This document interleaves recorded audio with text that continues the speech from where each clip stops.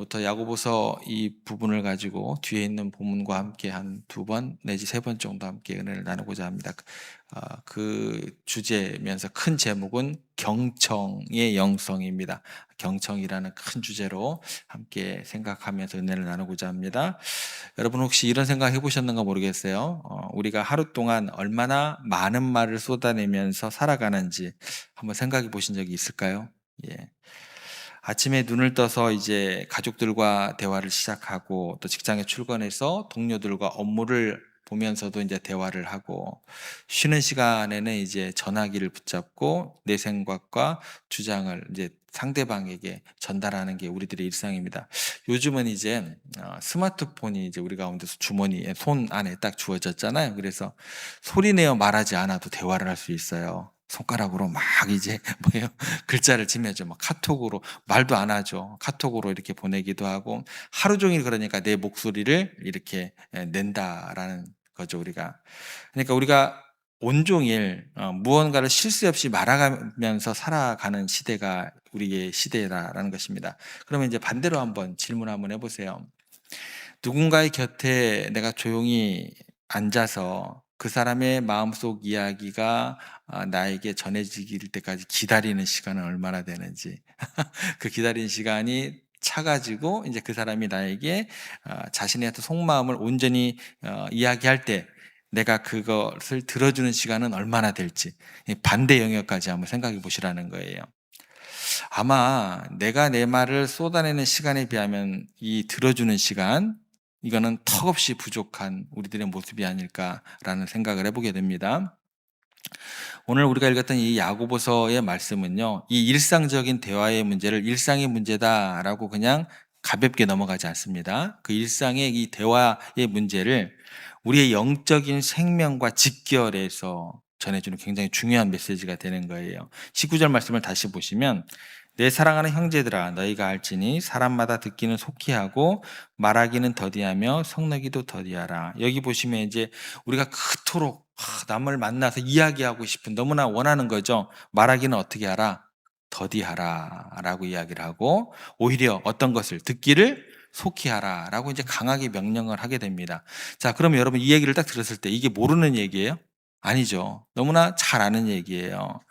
우리가 남의 말을 잘 들어줘야 한다는 것 머리로 이미 너무나 잘 알고 있는 내용입니다. 그런데요, 이게 막상 누군가와 우리가 대화를 딱 시작하게 되면 우리는 번번이 우리의 입술을 제어하는데 실패를 하게 돼요. 그리고 내 말을 막 먼저 쏟아내게 되더라는 거예요. 왜 우리가 이렇게 조급하게 되어져만 갈까? 이 단순해 보이는 듣기를 먼저 하라는 명령이 실제 우리 삶 속에서 우리의 어떤 모습으로 실천되기가 굉장히 어렵더라는 거예요. 왜 그런가라고 생각을 해봤을 때 우리가 살아가는 어떤 그 현실의 어떤 그 모습이 어떠한지를 먼저 생각해 봐야 됩니다. 그 들여다보면 이유가 분명하게 나오게 돼요. 우리가 살아가는 그 이 사회를 생각해 보면은요, 한마디로 끊임없이 뭐라고 얘기를 하냐면 자기를 증명해라. 너를 증명을 해내라. 그러니까 나를 증명하지 않으면 살아남기 힘든 시대를 이제 갈수록 더 살아가게 된다라는 거예요. 뭐 가정에서도 마찬가지고 직장에서도 마찬가지고 그러다 보니까 증명을 매번 해야 되니까 불안해져요. 그냥 내가 얼마나 쓸모 있는 사람인지, 내가 얼마나 똑똑한지, 내 주장이 얼마나 옳은지, 내가 헛소리를 하지 않는 것인지 계속해서 어필을 해야만 내가 무시당하지 않는 시대를 살아가고 있다라는 거예요. 굉장히 팍팍하죠. 그리고 이런 경쟁적인 사회 속에서 가만히 내가 남의 말을 듣고만 있는 것은 어떤 느낌으로 다가오게 되냐면 그러다 보면은요, 내가 왠지 지는 것 같아요. 그죠? 내가 왠지 손해보는 것 같아요. 예. 그래서 사람들은요, 내가 대화의 주도권을 쥐기 위해서 혹은 나를 온전하게 상처받지 않고 방어하기 위해서 어떻게 해서든지 뭐예요? 저 사람이 말하기 전에 내 말을 먼저 다 쏟아내야 돼요. 이러려고 우리가 막 발버둥 치게 되더라는 거예요. 그래서 대화하다가 남의 말을 툭 끊고 내 주장을 내세우는 이유는 단순히 내 성격이 그래 라는 그 얘기가 아닙니다. 예, 그게 아니고 내 생각이 당신보다 더 옳거든요. 예, 내 판단이 더 맞거든요. 이것을 이야기를 하는 거예요. 그래서 이것을 세상에 입증하고 싶은 마음, 즉 내가 더 당신보다 낫습니다. 라는 것을 확인받고 싶은 그런 욕망 때문에 이제 우리들에게 1차적으로 이 얘기가 주어지는 거예요. 그러다 보니까 요즘은 어떻게 되냐면 내가 맞다라는 그 스피커의 볼륨을 최대치로 올려놔요. 그리고 그렇게 키워 놓았는데 결국은 뭐가 문제가 되냐면 정작 남의 마음을 들어주는 안테나는 어떻게 돼요? 옛날 안테나 있었죠. 차에도 안테나 있고 안테나 있었죠. 안테나 있으면 잘 들리잖아요. 잡히잖아요. 이 안테나는 뭐예요? 싹 접어버렸어요. 예. 완전히 꺾어 버려 놓은 그런 세상. 예. 그래서 어느 때보다 요즘 시대는 어떤 시대인 줄 아세요? 시끄러운 시대예요. 막 소음이 막 가득해요. 예. 그러니까 어느 때보다 말은 넘쳐나는데 누구보다 내 마음을 이야기할 때 그 내 외로움을 들어주지 않아서 마음의 병이 갈수록 깊어지는 세상을 우리가 살아가게 되더라는 거예요. 이게 우리가 사는 시대의 슬픈 현실입니다. 예. 그런데 여러분, 이게 이제 사회적인 측면으로 접근해 볼 때 이 얘기가 되는 것이고, 우리가 남의 말을 듣지 않고 내 말을 먼저 하려는 이 조급한 몸을 단순히 각박한 세상 탓으로 돌릴 수만은 없다라는 거. 이게 이제 성경적인 관점입니다. 여기에서 그치면 안 된다라는 거예요. 성경은 이 문제의 뿌리가 훨씬 더 깊은 곳에 있다라고 이야기를 해요. 우리가 이 지점에 이제 우리가 주목해야겠죠. 바로 우리 안에 남아 있는 죄악의 본성, 즉 내가 하나님처럼 되려는 교만 때문이다라고 성경은 지적을 합니다. 예. 그래서 우리의 마음속을 들여다보면은요, 우리의 마음속에는 뭐가 하나 있냐면 하나의 재판장이 하나씩 다 만들어져 있어요. 그리고 그 재판장에 있어서 가장 높은 자리에 누가 앉아 있을까요? 언제나 내가 앉아 있어요. 내가. 그래서 쉴 새 없이 내게 주어지는 상황을 심판하고 다른 사람의 행동이 보여졌을 때 그걸 지적을 하게 되고 내 판단이 정답이라고 사람들을 어떻게 하냐면 가르치려 들게 되더라는 거예요. 그리고 내 뜻대로 상황이 돌아가지 않으면 참지를 못하게 되고 내가 무시당했다고 느끼게 되면 이제 억울해서 이제 밤잠을 설치게 되게 됩니다. 우리가 그토록 말을 빨리 내뱉고 싶어하는 진짜 이유는 결국 어떤 이야기가 되면 성경적인 관점으로 접근하게 되면 내 인생의 통제권을 내가 쥐겠다라는 거예요. 그래서 내가 쥐고 스스로 세상의 재판장이 되려는 그런 본성 때문에 이게 일어나는 것입니다. 라고 성경이 이렇게 우리에게 진단을 하게 되더라는 거예요. 그래서 야고보 사도도 19절 말씀에서 우리의 그 교만에 대해서 제동을 거는 거예요. 듣기는 속히 하라. 듣기는 속히 하라. 그러면 이제 두 가지를 설명해 드렸어요. 그러면 이 성경적인 관점에서 보면 남의 말을 들어준다라는 것은 뭐냐면 단순히 대화에도 기술이 필요해. 뭐 상담사들이 항상 그렇게 얘기잖아요. 이렇게 대화할 때는 이렇게 해야 되고 저렇게 대화할 때 저렇게 대화해야 되고 상황에 따라 이렇게 해야 돼. 대화의 기술이 아닙니다. 이게 성경에서 이야기하는 어떤 사람들에게 대하는 어떤 그런 태도를 뭐 상담사들이 TV에서 나와서 상담해 준다고 하면서 그렇게 대화의 기술을 가지고 하는 거하고 동일하게 생각하시면 안 된다는 거예요. 그 근본 출발부터 틀리기 때문에 이게 대화의 기술이 아니에요. 그것은 내가 교만하게 앉아있던 그 마음의 재판장 자리에서 스스로 내려오게끔 하는 뭐예요? 영적인 항복이 된다라는 거예요. 대화의 기술이 아니에요. 상담사들이 하는 얘기 필요하고 도움이 되지만 그게 성경적인 것은 아닙니다, 여러분들. 그게 나의 모든 정답을 내가 아는 사람이 아닙니다. 라는 항복이 되는 거예요. 내 판단이 틀릴 수도 있습니다. 라고 하는 판단이 전달돼야 된다라는 거. 이게 성경적인 관점이에요. 이렇게 내 고집을 내려놓는 뭐예요? 치열한 훈련, 곧 내 자아를 십자가에 못 박는 영적 전투가 바로 뭐예요? 듣기가 되는 거예요. 예, 틀립니다. 상담사들 굉장히 그럴듯한 인사이드라고 얘기하는데 저는 저게 원래 성경에서 이야기하는 관점은 아닌데 이렇게 생각을 항상 이야기하고 주변에 이야기를 하거든요. 자, 그렇다면 이렇게 이제 우리가 자존심이 세고 이기적인 우리가 어떻게 내 고집을 꺾고 타인의 소리에 귀를 기울일 수 있을까? 이 질문에 이제 부딪히게 됩니다. 그 해답이 오늘 설교의 핵심입니다. 18절 말씀을 보시면 이렇게 기록되어 있습니다. 그가 그 피조물 중에 우리로 한 천 열매가 되게 하시려고 자기의 뜻을 따라 진리의 말씀으로 우리를 낳으셨느니라. 여기에서 구원의 비밀이 선포가 되는 겁니다. 진리의 말씀으로 우리를 낳으셨느니라. 이 말씀이 중요하거든요. 우리가 받은 이 구원의 은혜를 한번 생각해 보시기 바랍니다. 우리가 하나님을 향해서 어떤 훌륭한 논리로 말을 잘해서 구원을 받은 게 아니다라는 거예요. 우리가 유창하게 내 행위를 증명해서 하나님의 자녀가 된 것도 아니다라는 거예요. 우리는 죄로 인해 완전히 죽어 있던 사람들이고 스스로 생명을 얻기 위해 단 한마디도 할 수 없었던, 핑계댈 수 없었던 뭐예요? 이런 단어를 써서 좀 죄송합니다만 송장과도 같았다라는 거예요.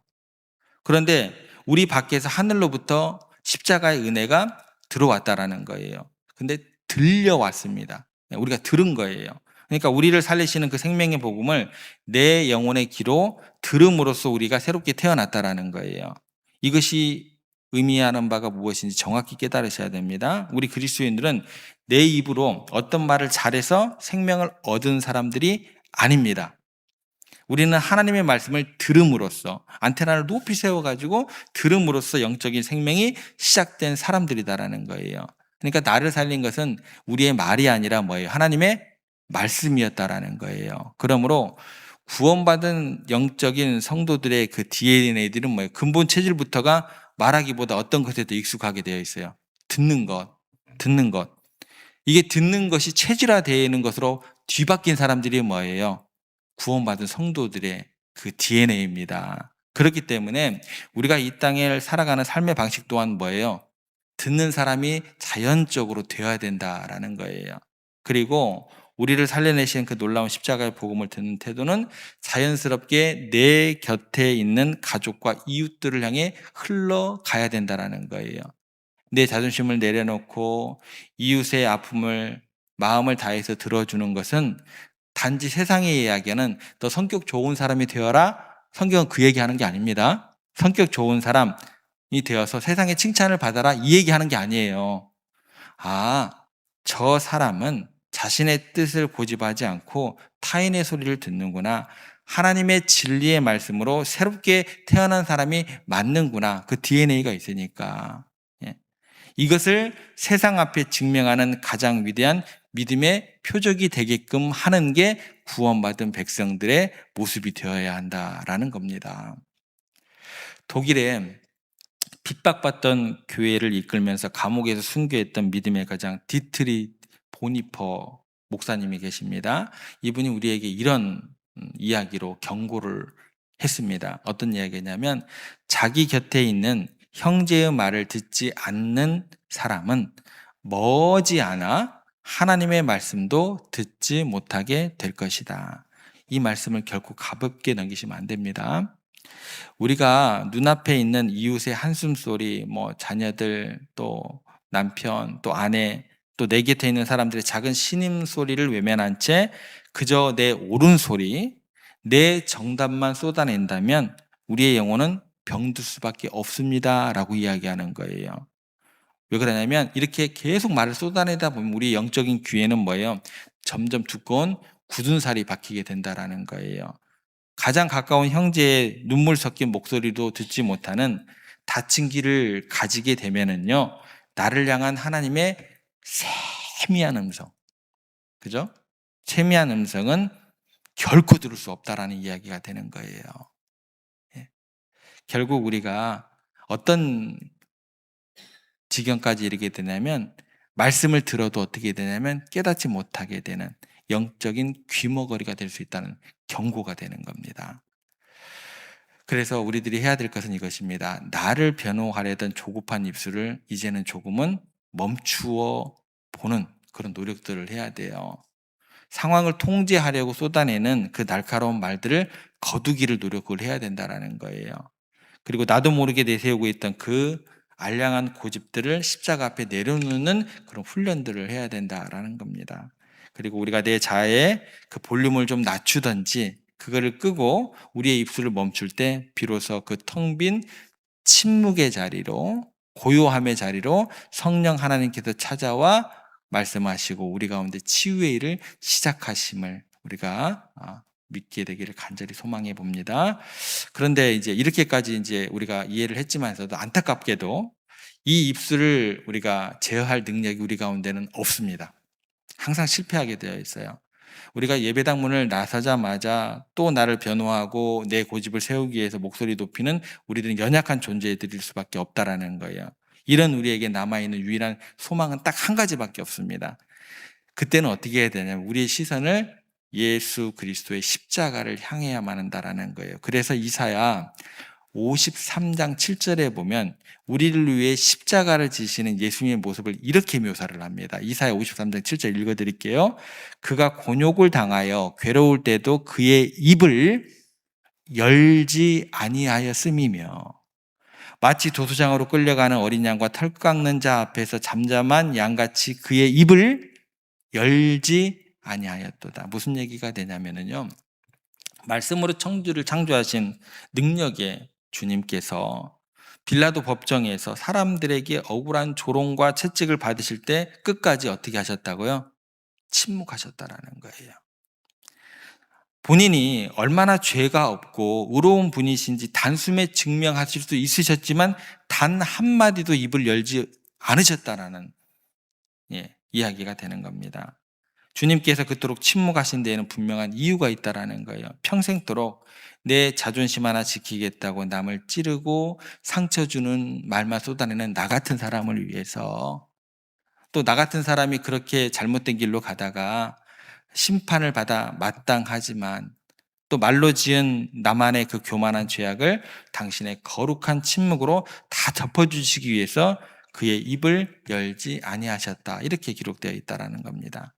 그래서 우리가 하나님을 향해서 원망하며 쏟아내는 그런 불신앙의 말들, 내 잘난 척을 하느라 이웃들의 마음에 아픔을 주었던 그 무수한 정죄의 말들, 그 모든 죄의 형벌들을 주님께서 당신의 몸으로 받아내시기 위해서 예수님은 십자가 위에서 아무런 변명 없이 침묵하셨다라는 것, 그 십자가를 우리가 다시 한번 생각하고 바라볼 수 있어야 된다라는 것입니다.